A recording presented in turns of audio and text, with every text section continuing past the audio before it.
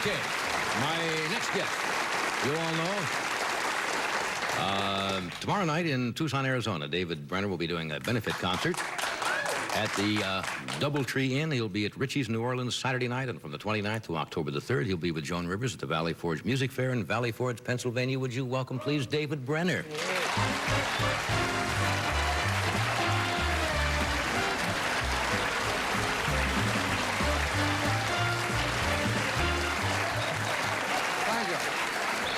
Okay, thanks a lot. You can always tell when people get something free. They're very happy.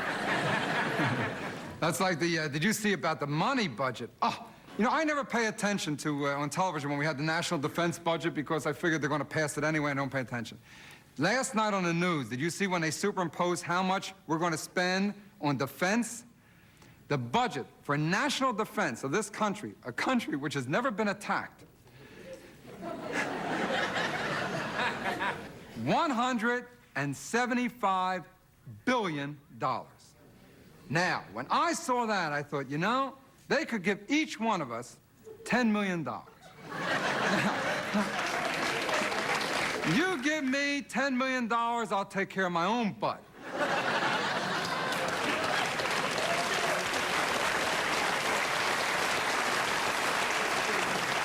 You know, I buy a soldier, a couple airplanes, and...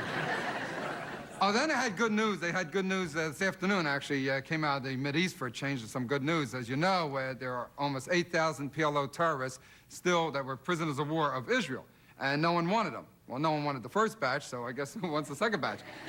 And they've been trying to figure out what country would take them. Finally, today, they found a place for the 8,000 PLO terrorists. That was the good news.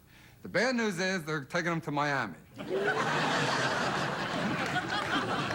Poor Miami, right? You've been there. It looks like a place where all Jewish women go to have Cuban children. Unbelievable. Miami.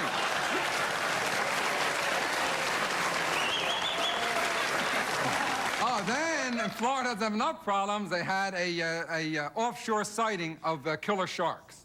Why do they always say offshore? Of course they're offshore. What are they going to have them 125th and Collins Avenue? Be careful going into the deli. There have been sharks in the neighborhood. So they got everyone out of the water, and they were sending men out to get the killer shark that they saw. When the Save the Shark Committee showed up. Right? We always have, you know, save the pig, save the horse. Of course, I do believe, I don't think we should go into, you know, hunting. And I mean, how would you like to be on a picnic in the woods? Someone comes in, shoots your grandmother, and puts her on a fender of a truck, you know. Certainly lasts up your day, wouldn't it? I think we should do what the American Indian did. Or actually what the American Indian still does. You know, an American Indian, when it kills an animal, it uses every part of the animal. Nothing goes to waste. Like every every square inch of the animal's skin, they use to make the jackets. You know, that's why I've always been suspicious of the buttonholes.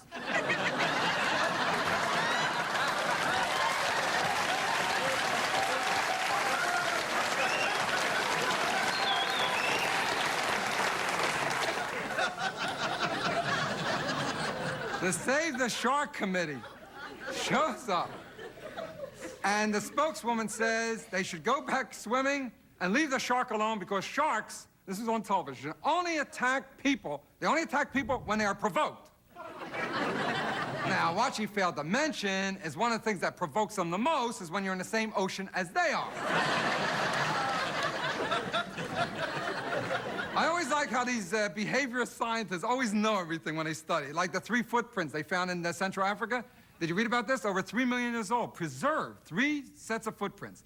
So that in itself was amazing, and it should have stopped there. No, the experts go on to say they know 2 men and a woman made the prints. Now, here's the part that got me. Whoever made these footprints 3 million years ago was in no hurry to get where they were going.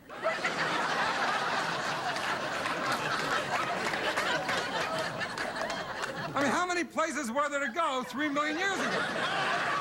Right, oh, we're going to that bush again, that same bush? Oh, we're going to that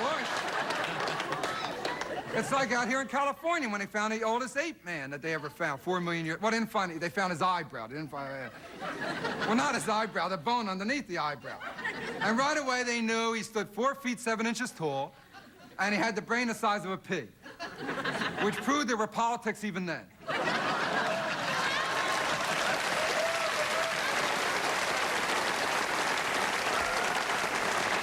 It's amazing how anthropologists are always doing that, right? They find the tip of a finger. These people like to dance.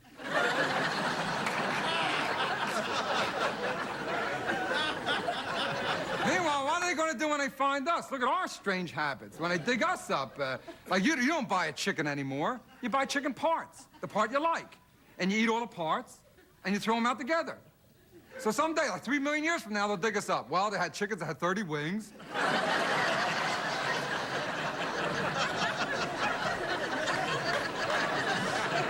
And I'm very interested in anthropology. Actually, I moved to New York City to become an anthropologist. That's why I moved to New York. Oh, thank you for anthropology. Of course, anything you dig up in New York hasn't been dead more than 4 days, so... And if you want to know anything about him, you just open the trunk of the car and read what's in his wallet. You know what it means when I find a dead guy in the trunk of a car in New York? It's an Italian way of saying, I disagree.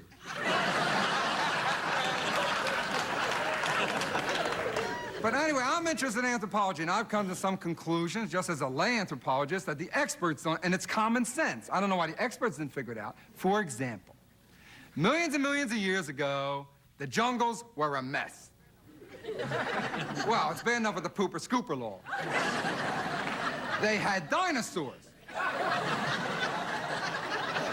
You could step out of a cave, slide 8 or 9 miles, and that is why people used to swing on vines.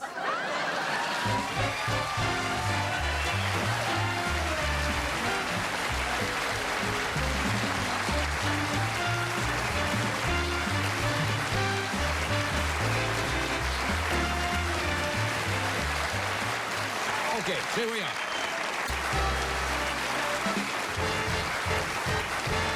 Talking with David Brenner. Funny stuff. Thank you. Thanks. You're back in California again, and you Yes, do not sir. drive without a car again.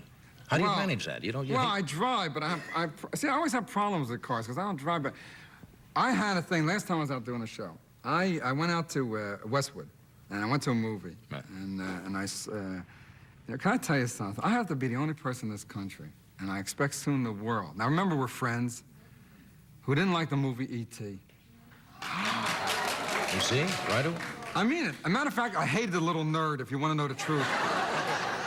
I mean, come on, why? It's so ugly. It looked like Marty Feldman had an affair with a lizard. I never... Didn't care for E.T., eh? Not I didn't care. I couldn't stand it. And everyone says that he is the personification of kindness, right? That's what he is. He represents kindness. Well, let me ask you a question. If you saw the movie, all right? E.T. has the power to make bicycles fly, right? All right. How come, then, if he's such a nice guy, when the police were chasing the kids, he made them pedal their rear ends off for 20 minutes before he lifted the brakes? Point well taken. Yeah. I come out of the movie, I'm already disgusted. Everyone loved it, and I don't. I think maybe something wrong with me, you know, maybe I had a bad seat. I get to the car, the lights are off. I didn't leave them on. Sometimes I leave lights on. The doors are locked, the key's inside. So now I remember, you know, in the movies you get a coat hanger, right? So I run in a restaurant, and I borrow a coat hanger. And I come out, and then I went back in and got a wire one, because the wooden one... Can we hold the rest of this story because I'm going to get behind time? Okay, sure. Because if I don't get Bob Uecker out, I'll leave you in suspense and we'll finish it. He has enough problems in his personal life, and if he doesn't come out, he gets very surly. Okay. Mr. Baseball will join us in just a moment. We have to. Oh, right now.